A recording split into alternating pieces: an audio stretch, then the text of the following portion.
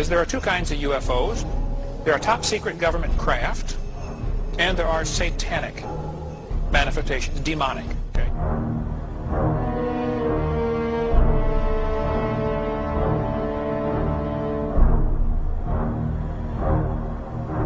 I've since come to believe that the extraterrestrial portion of all of this is nonsense, but that the technology is real.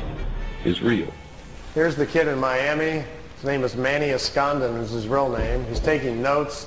Here these discs came in. His girlfriend took the pictures. These are flat-bottom discs. They're made on Earth. They're called Vril discs, V-R-I-L. They're manufactured down in Brazil. They also have a factory down by in New Schwabenland in Antarctica. Here's another picture. There's a news copter came in. Look at the first three discs. When they see the copter, they start to turn invisible or put their shields up, and the first three crafts, they go out in a series, are just becoming invisible when he snapped the picture. It was taken with a Polaroid at a 30th of a second, so it caught it right in the mid of going out there. These discs were designed by German technology in the late 40s. The first ones we know of that were tested out were probably around 47 or 48. They're called Vril levitation devices. As you can see, they actually fly quite well. Notice the nice V formation. Being typical earthbound Air Force pilots, they're still flying in formation. We understand this technology a little bit because intelligence has shot down some of their ships, learned how they're doing it, and when you hear rumors about how the Americans are building flying discs, what we're doing is playing catch-up to the German technology that's been around since the 40s. Their technology has accelerated tremendously. They make two different types of levitation devices. That's what we're doing out at Area 51. We manufacture the devices in San Diego. They're put together by General Electric. We test them at Area 51. Here's the German disc parked down on the ground at a facility down in Brazil. Here's four guys standing next to it down there. There's a whole row of them. You couldn't count how many were down there. He had his Polaroid with him and grabbed a few short shots here. Over here's two guys here on a craft coming in. You can see the two guys standing here. And down here at the bottom, which I know isn't clear, is one of these old bell-shaped crafts. I got my camcorder and I've got my micro lens on here getting as close as I can to this picture. It's a very, very small Polaroid picture that's about that big, and it got wet in the rain. He left it in the windowsill. So I've ironed it and put it on paper so we didn't lose it. And I'm copying it with my macro. Here's the whole picture. Over here is one of the old bell-shaped discs. Here's one in the air. Notice the platforms they're sitting on. Here's a guy standing here. There's a guy over here just coming out of this disc. I'm trying to get real close to the bottom of it here so we can see what they're like. This is an area, if you look on a map, I've got a little videotape over there if you're interested in learning more about this information called Space Cities. I've narrowed it down to about within a 200-mile range where this facility is at and what they're doing down there. Here's the guy standing there. The discs sit down on the platforms. Remember earlier I was telling you about how the condensers charge out the bottom? They have to charge the field up. If you get too close to the Earth, the charge dissipates because it's grounded. These metal platforms, they sit them down on the platforms, then they can keep the ship charged up. And if they need to take back off right away, they can. They don't have to wait for the ship to charge back up. The platforms charge them up for them, so they can lift right back off. If they would set it down without the platform on the tripod legs, they got to go through the process again of charging the capacitors up, which takes 3 to 4 minutes. So if they're in a hurry to get away, they're in big trouble. These old bell-shaped discs actually have 3 Mercedes-Benz truck engines in them, driving the magnetic field. This was their first design that they made. This was the first ones that the Germans built. These craft here were under consideration, and they were working on them in the end of World War II. When you hear about Hitler's secret weapon at the World War II, if you go back and look at the newspapers, that's what he was talking about. They were in hopes they would get these things up and working, and they would still have a chance then to win the war. Fortunately for all of us, they did not, and we'd all be speaking German today. And this is from ET technology, but it was before 47. It wasn't ET, nothing to do with ET. It wasn't? No, just good old German intelligence figured it out. I can tell you where they got it. It's kind of a long story, but basically it came from German people who had traveled to India to study the concept of the Vril, the energy of the universe, and they were trying to figure out how to levitate their own bodies to move in time. And they came back and they explained it to people what they were doing in India, how they were trying to travel in time. And some German engineers tried to build a machine to travel in time. But when they turned the thing on and lifted up off the floor instead, they didn't time travel, but it floated. And they stumbled onto the idea of how to make what's called a Vril levitation device. We think they did that probably the first time and sometime probably around 25 or 27.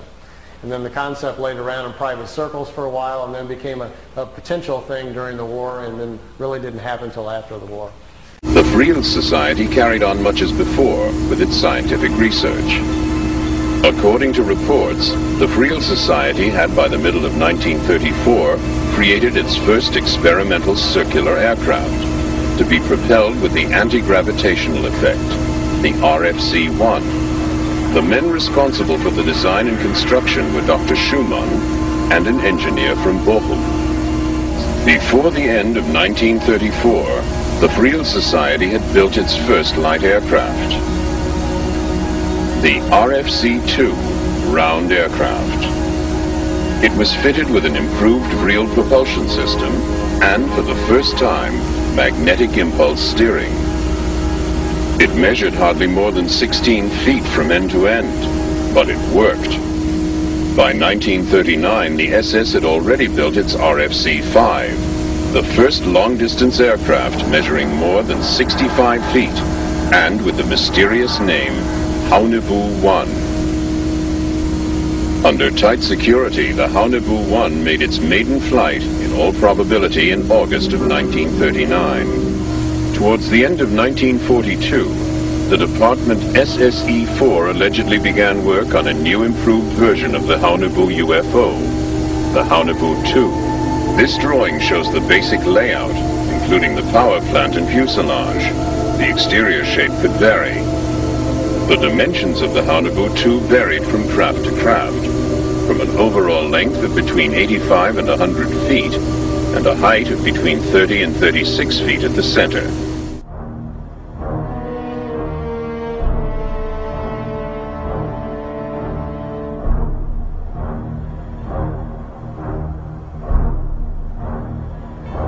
Her little pastime was calling up, supposedly filling the sky with UFOs and watching everybody's excitement. And some of the most outstanding sightings were in the early 70s in Ohio. And she used to laugh about it because she'd be standing in a circle out in the field somewhere calling up demons. And that's all they were angels of light playing games in the sky. Remember, a demon, get the little spooky picture. They are a fallen angel, an unclean spirit. They can assume any form or go into anything. But they can assume forms including spacemen or solid objects like flying saucers or so on. That's why when they appear on the radar scope and a jet gets up there, they vanish right in front of the palisade because they're nothing but a spirit.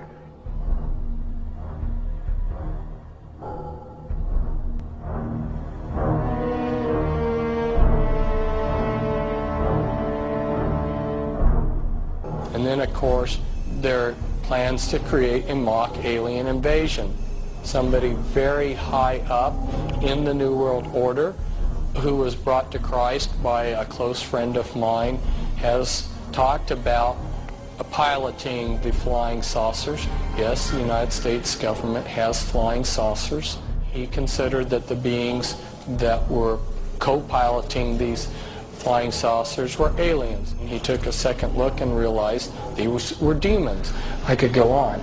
The bottom line is I have concluded that there are no good aliens.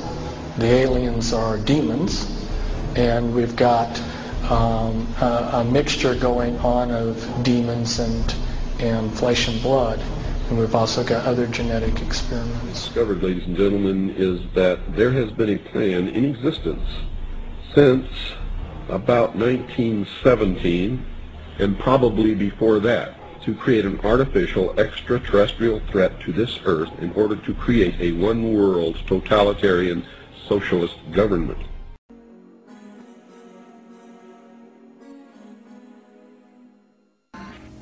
It was a period which witnessed an enormous blossoming of various secret doctrines and orders, Templars and Rosicrucians, Illuminati and Freemasons, Anthroposophists, Theosophists, Neo-Templars and Armanen. Some of them seemed suddenly to have woken up after a centuries-long sleep. What had disturbed their slumber was this: the impending arrival of the prophesied New Age, the changeover from the age of Pisces to the Aquarian Age. Every one of these groups felt themselves called upon to make their mark on the approaching era, the year 1917. 4 men and a woman met here in the Viennese cafe Schopenhauer. The young Maria Ortiz, a spiritualistic medium from Zagreb, the student and fighter pilot Lothar Weitz, the occultist, orientalist, and officer Karl Haushofer, Rudolf von Sebottendorf, an occultist who had recently returned from the Orient, as well as Prelate Gernot from the Order of Knights Templar. Their subject was the coming of the New Age.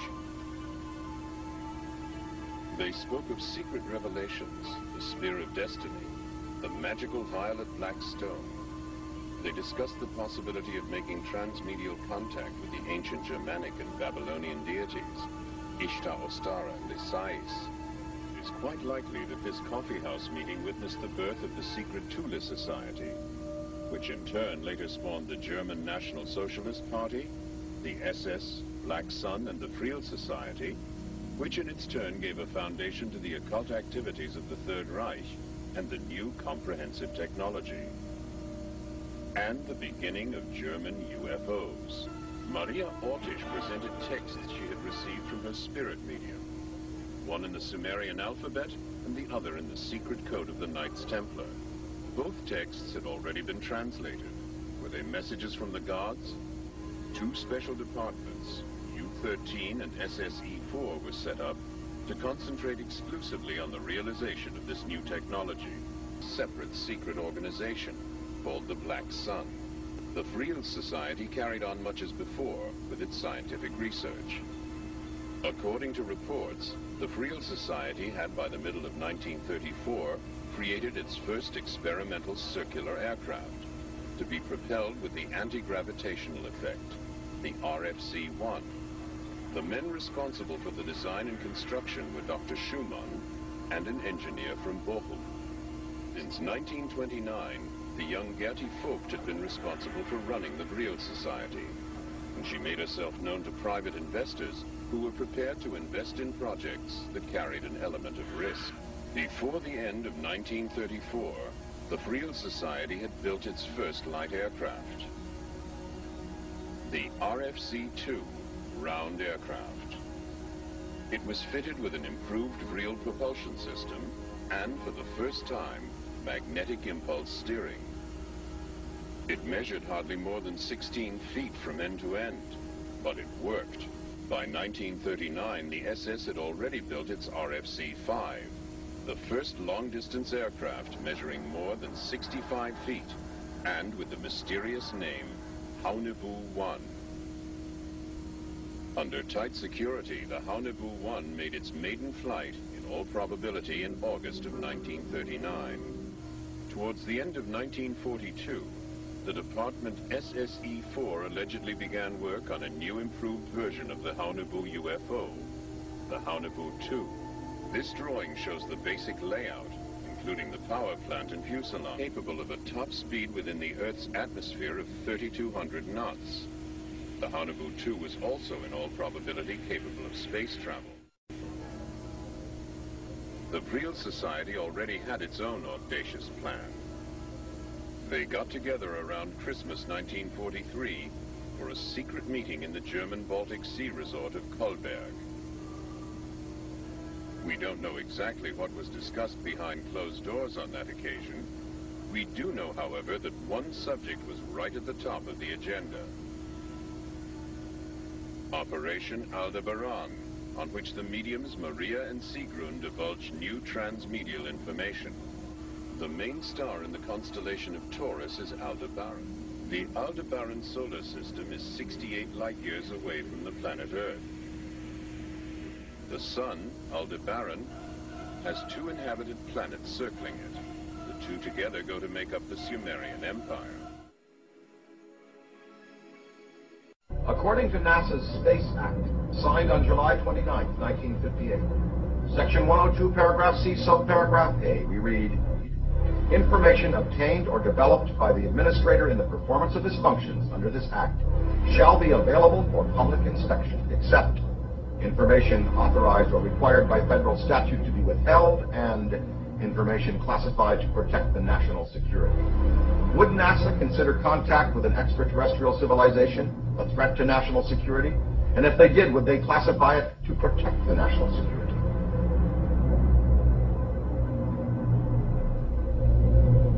That's what this investigation is about. We're probing deep inside of NASA, looking for answers into what may be UFOs appearing during space shuttle missions and trying to find out an answer, because we know that they wouldn't come out and tell us. They would classify it to protect the national security.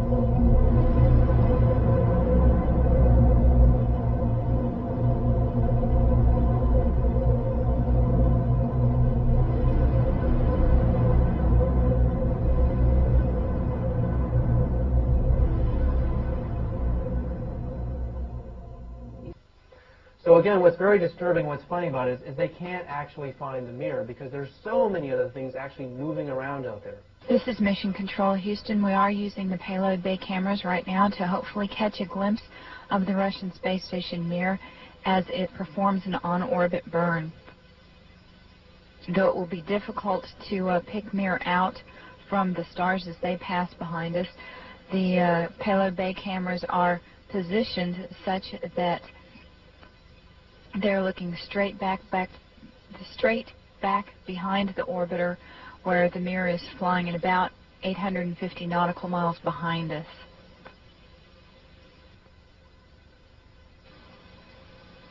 No joy from here, sorry. I hope it was a good one, though, for our friends. Thank you, sir. We could not see it here either. We'll wait 2 or 3 more minutes till sunrise, and then at that time give you a go for KU stow. We're at a mission elapsed time of 7 days, 13 hours, and 17 minutes. This is Mission Control Houston.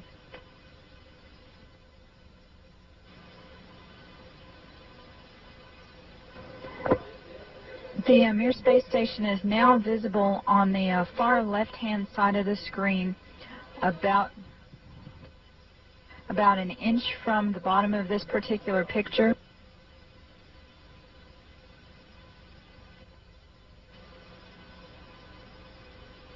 Okay, the Mir space station is the small flashing light in the center, about an inch from Camera Charlie on a monitor. The left-hand side of the screen. It's slowly... Charlie, how on the camera? It is slowly moving closer to the left-hand side and is has a very light flashing to it. We think on the middle of the screen, way to the left-hand side.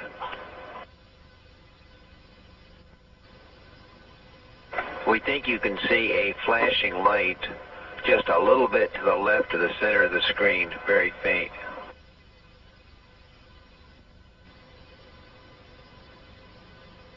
Yeah, we do see something flashing visually, but we're not sure that might be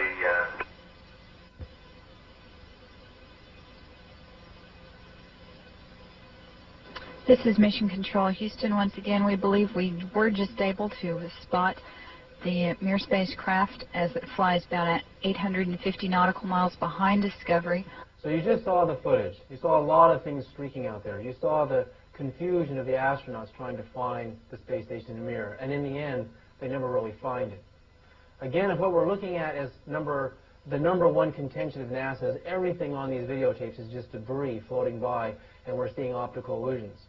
Do you really think an astronaut can't tell the difference between a space station Mir and a piece of debris, a piece of dust, or a cookie crumb floating through space?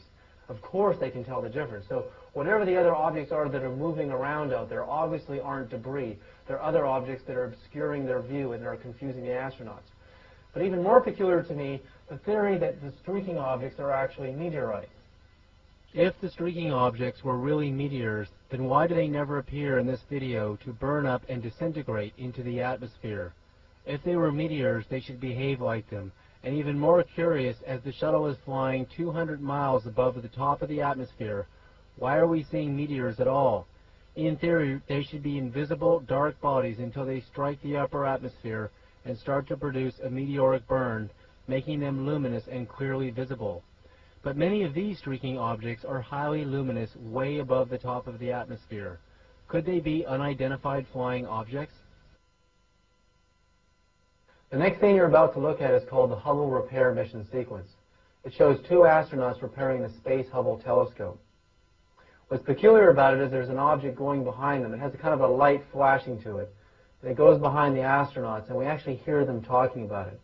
So listen closely to what they actually say. Looks like you got an object right in front of you, Mark. Can you look out there? I'm not sure what you're talking about. Never mind.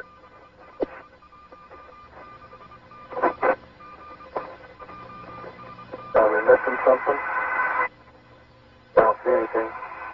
Yeah, we think the camera filter came off, Mark. It's about your 10 o'clock, 11 o'clock going away. Don't worry about it.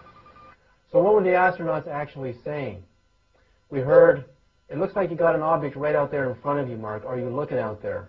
It's about your 10 o'clock, 11 o'clock going away. Don't worry about it. We know the astronaut on the left is probably the one we're talking about. That's probably Mark, because at his 11 o'clock position is where we actually see the UFO, or we see the unidentified object. It has a light flashing to it. It's definitely going behind them.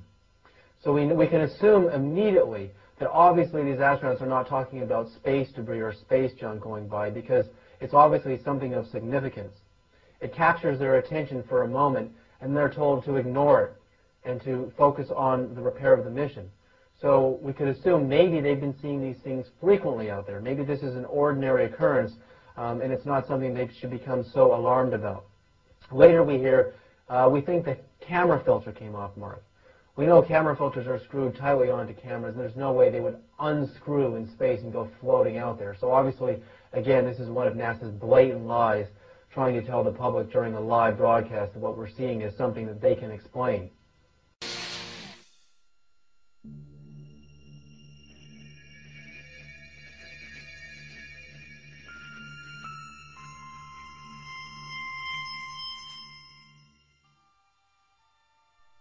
In the writings of the ancient Hebrew prophet Zechariah, we are warned of strange-looking flying craft appearing in the last days. Then the angel that talked with me went forth and said unto me, Lift up now thine eyes, and see what is this that goeth forth.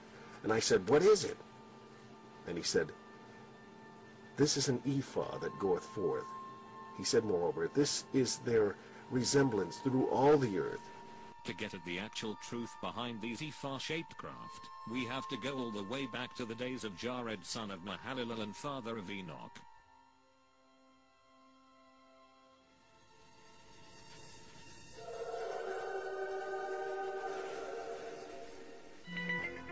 In those days, God chose Semyaza to lead 200 from a class of angels called the Watchers. They were to go preach to mankind from Mount Hermon. Dutifully obeying their orders, the Watchers boarded their Merkabahs and headed down to the earth to teach mankind.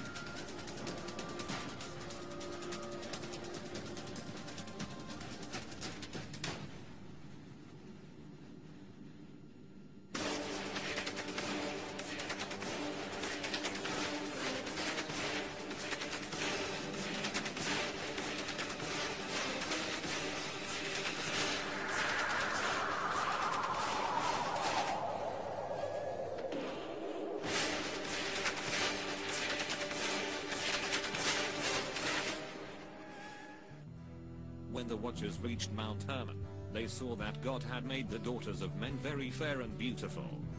In fact, an insatiable lust for them rose up within every one of the Watchers.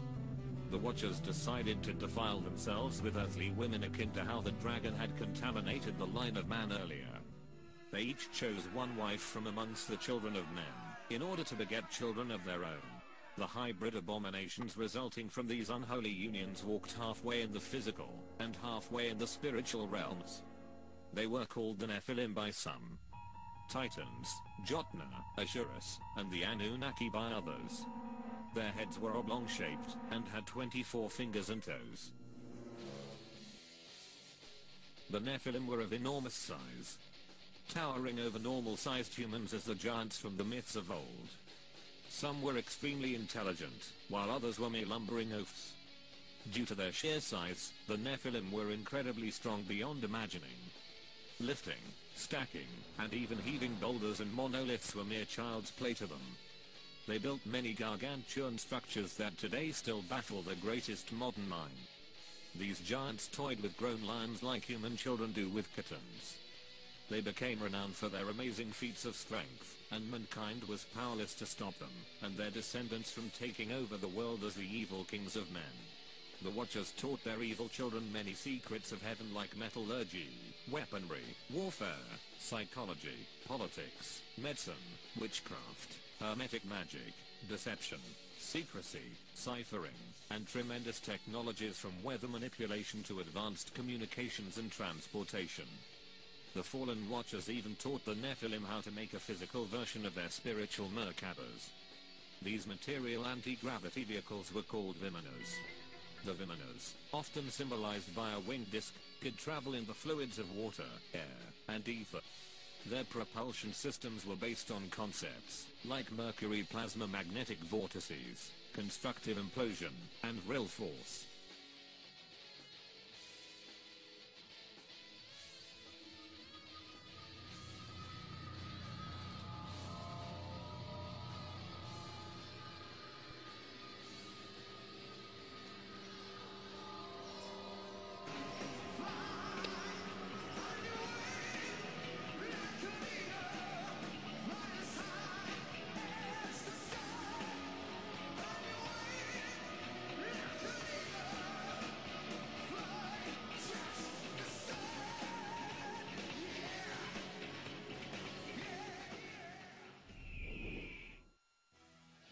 There are ancient records of Vimanas all over the planet. The best records are those of the keepers of the secrets in Tibet. Their enormous Kanja, Tenja, and other codes tell many details of these chariots of the Nephilim as well as other important information. Kanchur consists of over 1,000 volumes containing the holy texts of Lamaism. Their secret code is the most complex ever devised. To date, only 1/100th of the Kanchur has been deciphered. The resulting translations are full of references to gods appearing in the sky, of the luminous pearls and transparent spheres in which they lived. Mona Lisa, men have named you.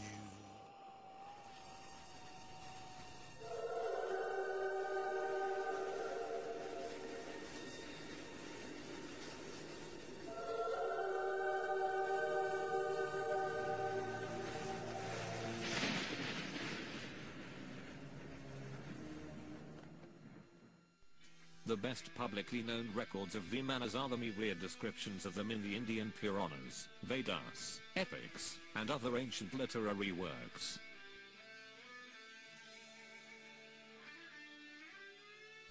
One work named the Vaimanika Shastra gives very detailed information on these ancient flying machines, from their propulsion systems to even how to make them.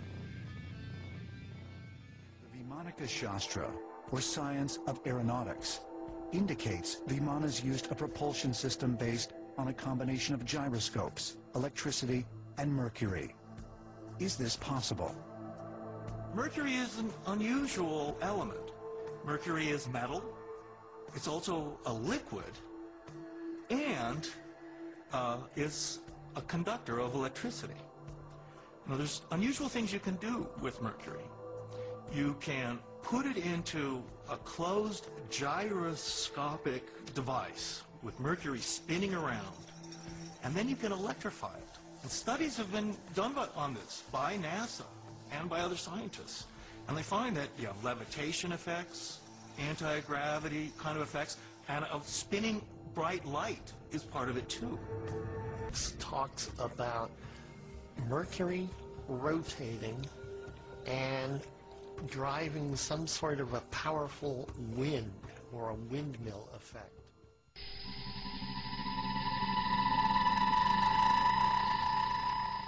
These Indian V-Manas were used to fight against the Asuras that lived on the White Island continent of Atala. The inhabitants of Atala were much more technologically advanced because of the secrets revealed to them by their fathers, the Fallen Watchers. Their V-Manas were much more advanced, and they even had a superior new type of craft called Vilexi.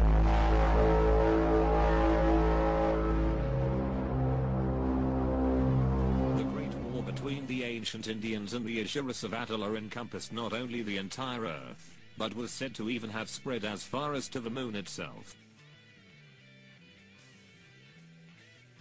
Having no atmosphere nor much water, corrosion on the moon is minimal at best and leaves open the possibility that evidence of this great war still exists, if it did really occur. Mona Lisa, Mona Lisa, men have named you.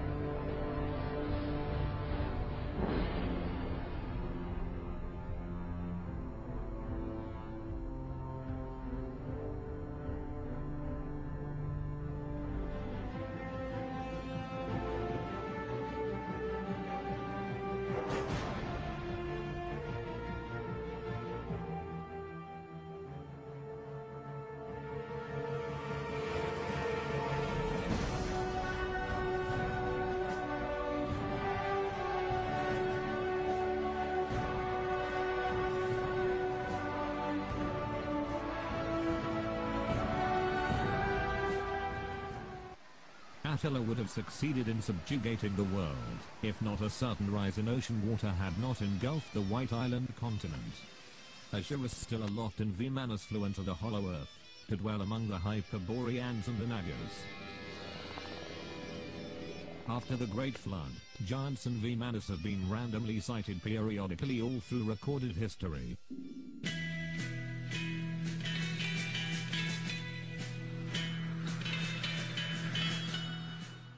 V-Manas were seen on 2 different occasions helping the young Alexander the Great with vitally important military campaigns. The first time seen coming out of the Jaxartes River when fighting against the Scythians, and the second time they were seen helping Alexander destroy the walls of ancient Tyre. His empire united both the exoteric and esoteric worlds.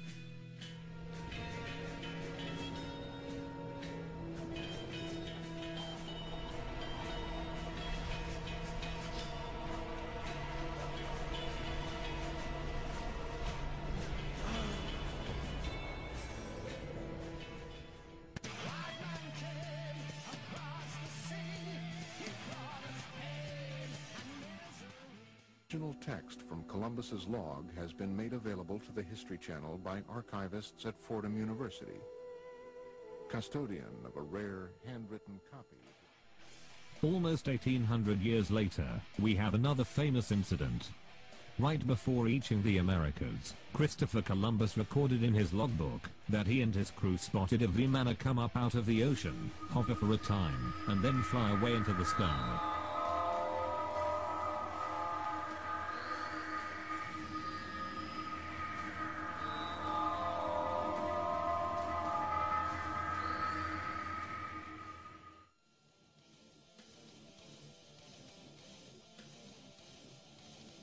Five millennia after the Great Flood, occultists began to search for the lost land of Atala and its extremely advanced technology, in order to use it to subjugate the world for themselves.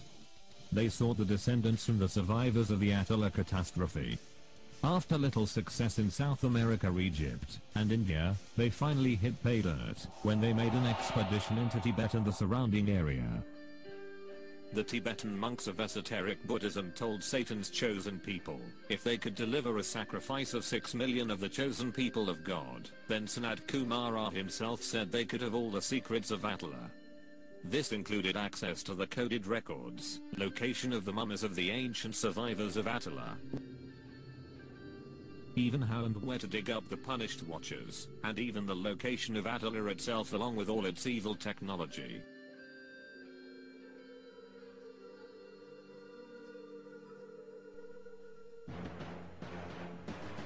Attila was now called Antarctica.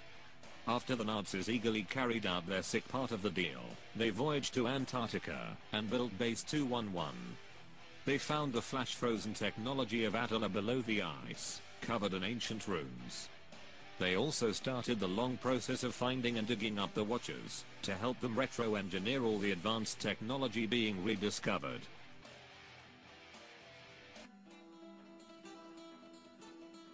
Knowing that most of the Watchers were buried in the deserts of what was now the United States, the occult elitists devised another evil ruse. They would have a semi-secret war in the Antarctica between the Nazis and the US. The Nazi generals would put up a good enough fight to sell the ruse, but for the most part allow America to win. The operation was called Operation High Jump, and was led by Admiral Richard Byrd, famed for having flown into the Hollow Earth through the North Pole entrance.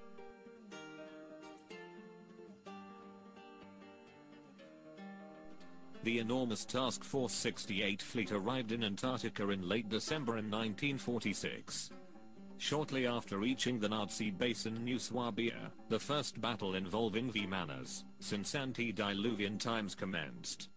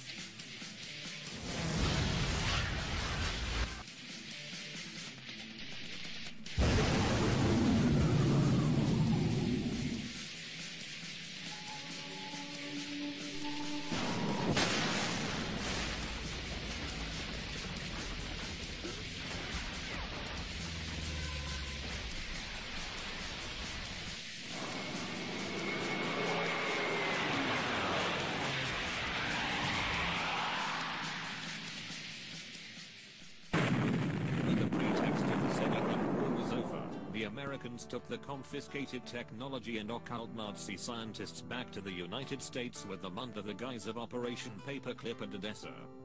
There they could work together with the American occultists of NJ-12, as they created deep underground military bases referred to simply as DUMBs. From these they could more easily dig back up the fallen Watchers. From these DUMBs like Area 51 and S4, they could work on the Antichrist's New World Order army, while incrementally releasing some of the technology to the public. Most of it would be suppressed, until they used it to create their New World Order, a super advanced, scientific, worldwide dictatorship. Here they could also develop modern V-Manners and Vilexi, plus work on holography, HARP, and other advanced technology found in the Antarctica. The Watchers could also create a new brood of Nephilim via the guise of alien abduction.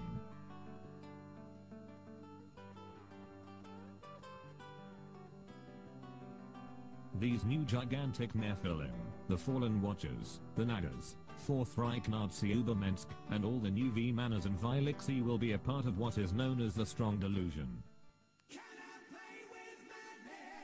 The Strong Delusion is basically a complex scenario of false flags involving supposed alien invasion and so-called disclosure.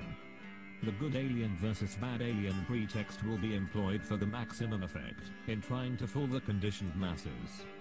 They want the final result of all this deception to be a one-world government, thus bringing in the evil 7-year New World Order.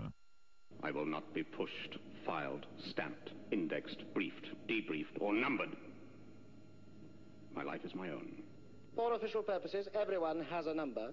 Yours is number 6. I am not a number. I am a person. Woe to you, O earth and sea, for the devil sends the beast with wrath, because he knows the time is short.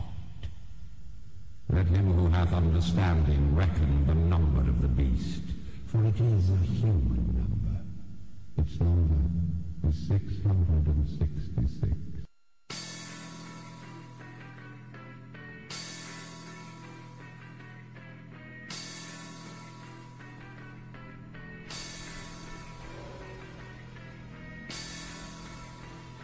The state has proven that there is no God!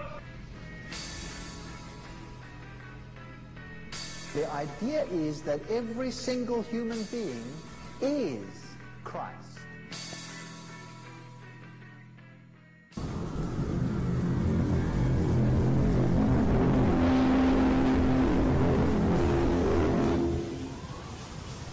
The fallen Archons will pretend to be the Galactic Federation of Light that has come to defeat the so-called Greys, Reptilians, and their minions known as the Illuminati. Piloting what are called light ships, they will give humanity tremendous technological help and bring in a false peace for 3.5 years. After that, mankind will see that it was all a very clever deception. The fallen Archons will use their light ships along with the Antichrists Demonas and Vilixi to fight against God's Merkabahs in the final battle, foretold of in Revelation 12:7.